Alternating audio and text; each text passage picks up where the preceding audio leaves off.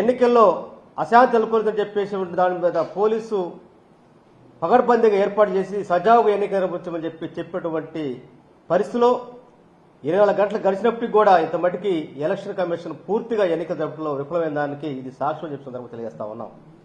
నిన్న హిందూపురంలో YSR Congress party కౌన్సిలర్ని kidnap చేసి ఈరోజు బలవంతంగా ఎన్నికని జరిపి వైఎస్ఆర్ కాంగ్రెస్ పార్టీలో దాదాపు 38 కౌన్సిలర్లు ఉంటే 30 మంది వైఎస్ఆర్ కాంగ్రెస్ పార్టీ ఉంటే ఈరోజు బలవంతంగా హిందూపురం మున్సిపల్ చైర్మన్ టీడీపీ అని చెప్పేసి నియమించడం అంటే ఎందుకంటే ఎన్నికల కమిషన్ ఫెయిల్ అయిపోయిందంటే ఎందుకంటే సాక్ష్యం ఇంకోటి ఉందని చెప్పి అడుగుతా ఉన్నాం. మీ సందర్భంగా బాలకృష్ణ గారు అడుగుతా ఉన్నాం, అయ్యా నువ్వు సినిమాలోని డాకు మహారాజువే లేక నిజ జీవితంలో నువ్వు న్యాయబద్ధ వ్యవహరించవా, ఒక అరాచకవాదం అనేది ఇంతకంటే సాక్ష్యం ఏం కావాలని చెప్పి అడుగుతా ఉన్నాం.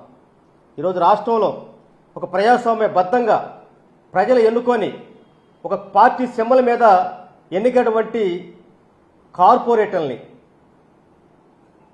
అదేవిధంగా కౌన్సిలర్లని ఈరోజు భయపెట్టి అదేవిధంగా ప్రలోభాలకు గురి చేసి లేదంటే దాడులు చేసి ఈరోజు బలవంతంగా టీడీపీకి అనుకూలంగా ఎన్నిక చేయించుకోవడం అంటే ఇది ఒక దారుణమైనటువంటి రెడ్ బుక్ రాజ్యాంగానికి సాక్ష్యం అని చెప్పి తెలియజేస్తా ఉన్నాం.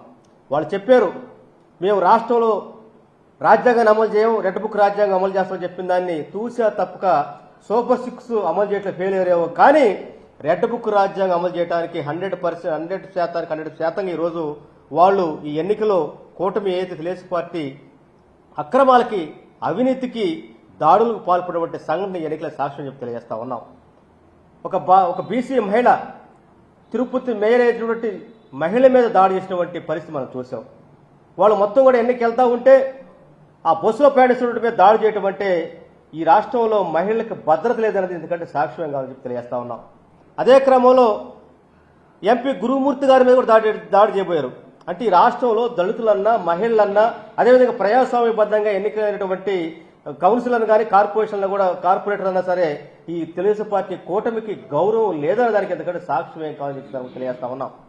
చంద్రబాబు నాయుడు గారు నీకు నిజంగా ప్రజాస్వామ్యం మీద నీకు నిజంగా ఎన్నికల మీద చిత్తశుద్ధి ఉండే పని అయితే నువ్వు ప్రజాస్వామ్యబద్ధ ఎన్నికలు జరపడంలో నువ్వు ఫెయిల్ అయిపోయావు. నీకు తెలుసు నువ్వు ఆది నుంచి కూడా ఎక్కడ కూడా సక్రమంగా నువ్వు నిజాయితీగా ఎలక్షన్ చేయలేదు. ప్రతి సందర్భంలో కూడా ఏదో పార్టీతో పొత్తు పెట్టుకొని ఏదో పార్టీ మద్దతు తీసుకుని నువ్వు అధికారంలోకి వచ్చావు తప్ప ఏ రోజు కూడా నువ్వు సొంతంగా గెలిచినటువంటి దాఖలా లేవు. కనుకనే ఈ రోజు జరుగుతున్న ఎన్నికలే దానికి సాక్ష్యం అని చెప్పి తెలియజేస్తా ఉన్నావు. నువ్వు 40 సంవత్సరాలు ఇండస్ట్రీ అంటావు, 4 సార్లు ముఖ్యమంత్రి అంటావు.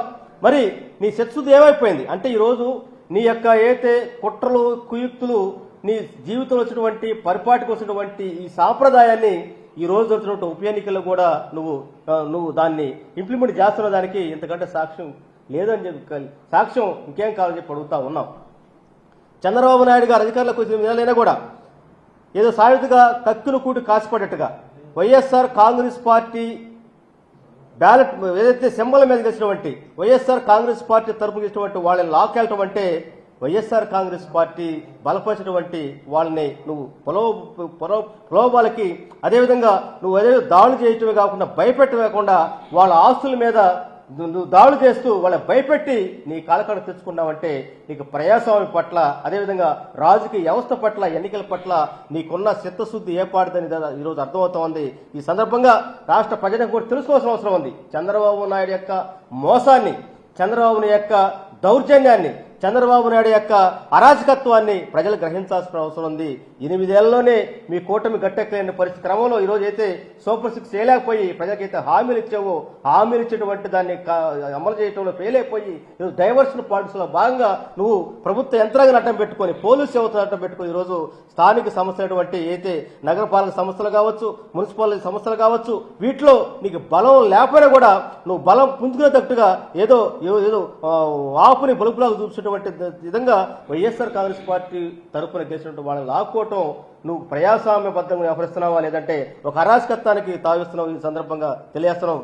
చంద్రబాబు నాయుడు గారు నువ్వు ఇప్పటికైనా ఆలోచించి వయసు మళ్ళింది, పెద్దరికం వచ్చింది, నా ఎన్నికల్లో అశాంతి నెలకొందని చెప్పేసి దాని మీద పోలీసు పగడ్బందీగా ఏర్పాటు చేసి సజావుగా ఎన్నికలు నిర్వహించమని చెప్పేటువంటి పరిస్థితిలో 24 గంటలు గడిచినప్పటికీ కూడా ఇంత మటుకి ఎలక్షన్ కమిషన్ పూర్తిగా ఎన్నికల జరపడంలో విఫలమైన దానికి ఇది సాక్ష్యం చెప్పి సందర్భంగా తెలియజేస్తా ఉన్నాం.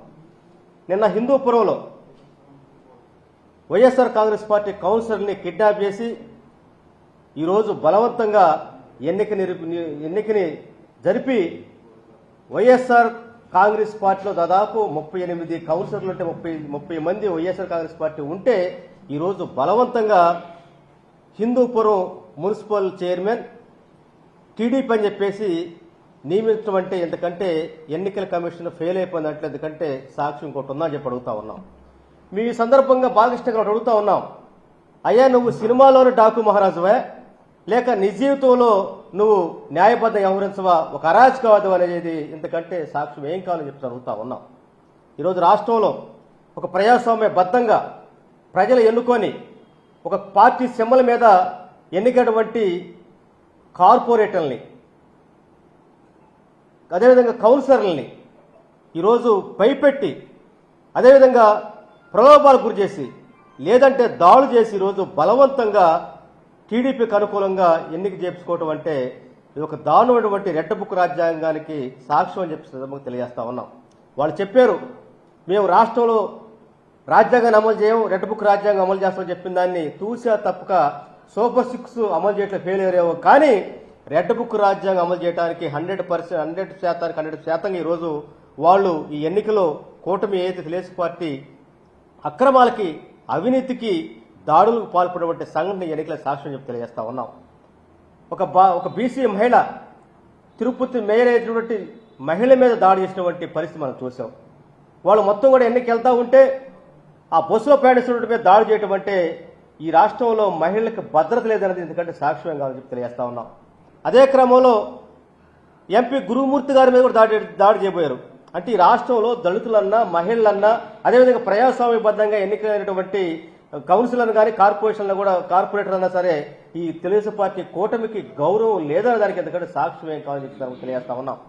చంద్రబాబు నాయుడు గారు నీకు నిజంగా ప్రజాస్వామ్యం మీద నీకు నిజంగా ఎన్నికల మీద చర్చతుండే పని అయితే నువ్వు ప్రజాస్వామ్యబద్ధ ఎన్నికలు జరపడంలో నువ్వు ఫెయిల్ అయిపోయావు, నీకు తెలుసు. నువ్వు ఆది నుంచి కూడా ఎక్కడ కూడా సక్రమంగా నువ్వు నిజాయితీగా ఎలక్షన్ చేయలేదు. ప్రతి సందర్భంలో కూడా ఏదో పార్టీతో పొత్తు పెట్టుకొని ఏదో పార్టీ మద్దతు తీసుకుని నువ్వు అధికారంలోకి వచ్చావు తప్ప ఏ రోజు కూడా నువ్వు సొంతంగా గెలిచినటువంటి దాఖలా లేవు. కనుకనే ఈ రోజు జరుగుతున్న ఎన్నికలే దానికి సాక్ష్యం అని చెప్పి తెలియజేస్తా ఉన్నావు. నువ్వు 40 సంవత్సరాలు ఇండస్ట్రీ అంటావు, 4 సార్లు ముఖ్యమంత్రి అంటావు. మరి నీ శత్రుత ఏమైపోయింది అంటే ఈరోజు నీ యొక్క ఏదైతే కుట్రలు కుయుక్తులు నీ జీవితంలో వచ్చినటువంటి పరిపాటికి వచ్చినటువంటి ఈ సాంప్రదాయాన్ని ఈ రోజు జరుగుతున్న ఉప ఎన్నికల్లో కూడా నువ్వు దాన్ని ఇంప్లిమెంట్ చేస్తున్న దానికి ఇంతకంటే సాక్ష్యం లేదని చెప్పి సాక్ష్యం ఇంకేం కావాలని చెప్పి అడుగుతా ఉన్నాం. చంద్రబాబు నాయుడు గారు అధికారంలోకి వచ్చిన విధాలైనా కూడా ఏదో సాయుధగా కత్తులు కూటి కాసిపడ్డట్టుగా వైఎస్ఆర్ కాంగ్రెస్ పార్టీ బ్యాలెట్ ఏదైతే సింబల్ మీద గెలిచినటువంటి వైఎస్ఆర్ కాంగ్రెస్ పార్టీ తరపున గెలిచినటువంటి వాళ్ళని లాక్కెళ్ళటం అంటే వైఎస్ఆర్ కాంగ్రెస్ పార్టీ బలపరిచినటువంటి వాళ్ళని నువ్వు పొలవ